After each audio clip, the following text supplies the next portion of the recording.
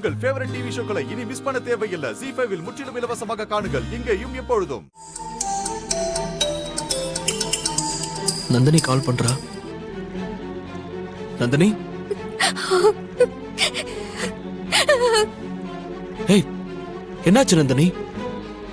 எதுக்கு அழுதுட்டு இருக்க? எதுக்கு அழறன்னு சொன்னா தானே தெரியும். நடக்கிறதெல்லாம் பார்த்தா எனக்கு சரியாவே படல அருள். நீ எதை பத்தி பேசுறன்னு எனக்கு ஒண்ணும் புரியல. இப்பதான் கரிகாலன் என்கிட்ட வந்து நடந்த எல்லா விஷயத்தையும் சொன்னான். போ வைக்கிற அன்னைக்கு நான் வீட்ல இல்ல, இன்டர்வியூக்கு போயிருக்கேன்னு சொல்லி வீரையா சித்தப்பா உன்னை நம்ப வைக்க முயற்சி பண்ணாராமே. அதுவா? அதான் நான் நம்பவே இல்லையே. இதுக்காகவா அழுதுட்டு இருக்க? ஃப்ரீயா விடு. எப்படி விட முடியும் அருள்? நான் அன்னைக்கு வீட்ல இருக்கும் போதே நான் வீட்ல இல்லன்னு சொல்லி எவ்வளவு பெரிய பிரச்சனை பண்ணாங்க. அது தப்பு தானே? அதுக்காக தானே நான் உங்க அம்மா கிட்ட மன்னிப்பு கேட்க சொன்னேன். ஆனா அத வேற என் சித்தப்பா மனசுல வச்சுக்கிட்டு என்ன பழி வாங்கணும்னு நினைச்சிருக்காரு பாரு. நான் இன்டர்வியூக்கு போனேன்னு சொல்லி எவ்வளவு பெரிய பொருளைய கிளப்பி விட்டாரு. கண்டிப்பா என் மேல அவருக்கு கோபம் இருக்கு. அதனாலதான் என் மேல இப்படி பழிய தூக்கி போடுறாரு.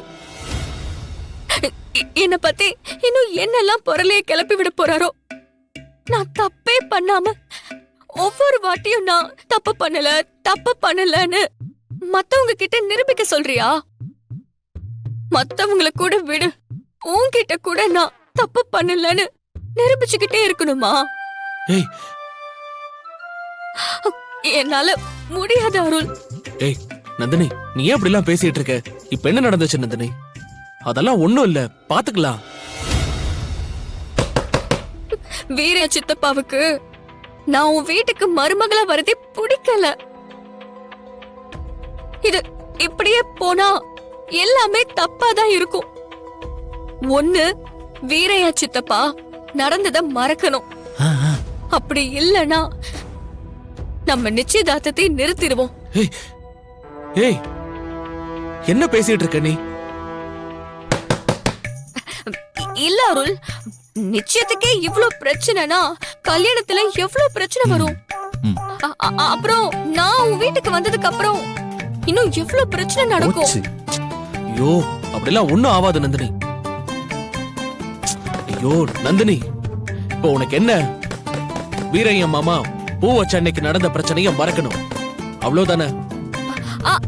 ஆமா அருள். சரி, நான் பாத்துக்கிறேன். இனிமே அவர் உன் பக்கமே வரமாட்டாரு, போதுமா?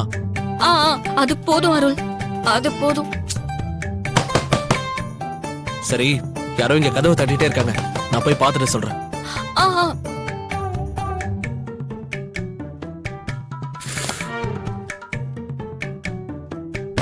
யார் அது கதவை தட்டிக்கிட்டே இருக்கிறது? இதோ வரேன்.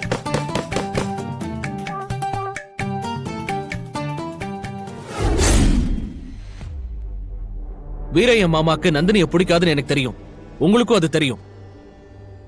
இந்த கல்யாணத்தை நிறுத்துறதுக்கு அத்தையோட புடவைய கொளுத்துனவர் தானே இவரு. இவரு வீட்டுல எல்லாரும் மன்னிச்சதே பெரிய விஷயம். இவர் செஞ்சதெல்லாம் வெளியில சொன்னா இவர் வீட்டுக்குள்ளேயே வர முடியாது, அவ்வளவு அவமானப்படுவாரு. இனி நீங்க நந்தினியை பத்தி ஏதாவது சொன்னீங்க, நான் நம்ப மாட்டேன். நந்தினிக்கு வேலை கிடைச்சிருச்சுன்னு அப்பாயின்மெண்ட் ஆர்டரே காமிச்சாலும் என் சந்தேகம் உங்க மேலதான் இருக்கும், நந்தினி மேல இருக்காது. தேவையில்லாம ஏதாவது வேலை பார்த்து என்கிட்ட வாங்கி கட்டிக்காதீங்க.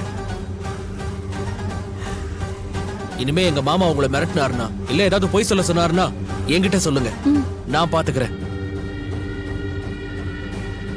வாங்க.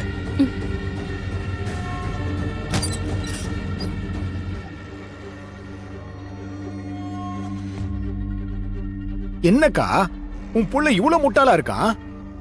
இந்த புள்ள சொல்லியும் நம்பல, வேற எப்படி சொல்லி நம்ப வைக்க போறோம்? அந்த அளவுக்கு என் புள்ளையோட மனச அந்த அடங்காப்பிடாரி மாத்தி வச்சிருக்கா.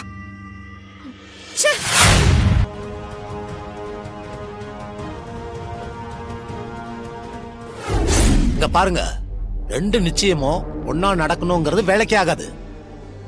அதனால என் பொண்ணுக்கும் கரிகாலனுக்கும் முதல்ல நிச்சயம் நடக்கணும். அதுக்கப்புறம் அருளுக்கும் நந்தினிக்கும் நிச்சயம் நடக்கிற மாதிரி நிச்சய பத்திரிக்கையில நேரத்தை மாத்தி எழுதுங்க. ஏன்பா? எந்த காரணமும் கேட்க கூடாது. மாத்தி எழுத சொன்னா எழுதுங்க.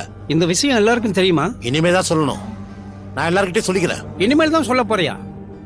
எல்லாரும் பேசித்தானே முடிவெடுக்கணும். இத பாருங்க, அதெல்லாம் நான் பாத்துக்கிறேன்னு சொன்னல. என்னப்பா இப்படி சொல்ற? நீ சொல்ற மாதிரி பண்ணா கண்டிப்பா பெரிய பிரச்சனை வரும்பா. எவ்வளவு பெரிய பிரச்சனை வந்தாலும் அதை நான் பாத்துக்கிறேன். நான் சொன்னதை மட்டும் நீங்க செய்யுங்க, சரியா?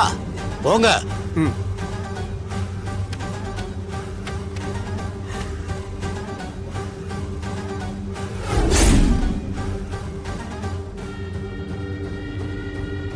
அவர் ஏன் இப்படி பண்ண சொன்னாருன்னு எனக்கு தெரியல. இது மறைக்கிற விஷயமும் இல்ல, மறைச்சாலும் தப்பு தான். அதான் உங்ககிட்ட சொல்லலான்னு வந்தேன். இப்போ வரது எங்க இருக்கான்னு உங்களுக்கு தெரியுமா? தெரியும், கீழே தான் இருக்கார். வாங்கியா போலாம்.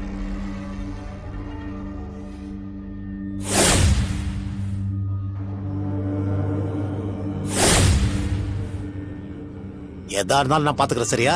வரதா, சரிண்ணே. ஆ? உங்ககிட்ட கொஞ்சம் தனியா பேசணும். என்ன தனியா பேசணும்? எதுவா இருந்தாலும் இங்கே சொல்லுங்க. இங்க வச்செல்லாம் வேண்டாம், வெளியே என் கூட வா. பரவாயில்ல மச்சான், எதுவா இருந்தாலும் இங்கே சொல்லுங்க. ஒரு நிமிஷம் இருங்க, நீ போயிட்டு சீக்கிரம் வா. சரி வா போலாம். வானதி, அங்க ஏதோ பிரச்சனைன்னு நினைக்கிறேன். வா போய் என்னன்னு பாக்கலாம். இங்க எல்லாம் வச்சு பேச முடியாது சொல்றேன், புரியலையா உனக்கு? வெளியே வா. மச்சான், எதுவா இருந்தாலும் இங்கே வச்சு பேசுங்க மச்சான். இங்க பேச முடியாது சொன்னா புரியாது உனக்கு? ஏன் ஏன் இங்க வச்சு பேச முடியாதுங்கிறீங்க? இங்க பேச முடியாது, முதல்ல வா என் கூட. இருங்க மச்சான், நான் எங்கே வரல. இங்கே சொல்லுங்க. எல்லாரும் இங்க தானே இருக்காங்க, சொல்லுங்க மச்சான். சரி, நீ ஏன் அப்படி சொன்ன? மொட்டையா ஏன் இப்படி சொன்னேன்னு கேட்டா நான் என்னன்னு சொல்றது? தெளிவா சொல்லுங்க, என்ன விஷயம்னு. நிச்சய பத்திரிக்கை படிக்கிறவர்கிட்ட போய் முதல்ல கரிகால வானதி நிச்சயம் நடக்கணும், அதுக்கப்புறம் தான் அருள் நந்தினி நிச்சயம் நடக்கணும்னு சொன்னியா?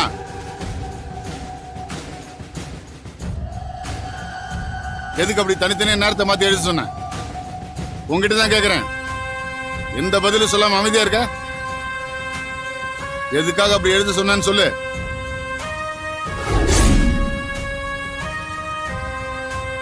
அண்ணே, ஏன் நிச்சய நேரத்தை தனித்தனியா மாத்தி எழுத சொன்னீங்க? டேய், மணிமேகலையும் குணசேகரனும் சேர்ந்து இந்த நிச்சயத்தை நிறுத்த திட்டம் போட்டிருக்காங்கல்ல, அதை தெரிஞ்சும் என்ன சும்மா இருக்க சொல்றியா? அதுங்க நிறுத்துறதா இருந்தா அந்த அருள் பயலுக்கும் நந்தினிக்கு நடக்கிற நிச்சயத்தை நிப்பாட்டட்டும். என் பொண்ணுக்கு நடக்கிற நிச்சயத்தை நிறுத்தக்கூடாது. அதுக்குதான் என் பொண்ணோட நிச்சயத்தை முன்னாடி வைக்க சொன்னேன். ஏன்னா தனித்தனியா நிச்சயம் வைக்க உங்க பெரிய மச்சான் ஒத்துக்க மாட்டாருல்ல? இந்த விஷயம் அவருக்கு தெரிஞ்சா பெரிய பிரச்சனை ஆகும்ல? எவ்வளவு பெரிய பிரச்சனை வேணா ஆகட்டும், எல்லாத்துக்கும் நான் தயாரா தான் இருக்கேன்.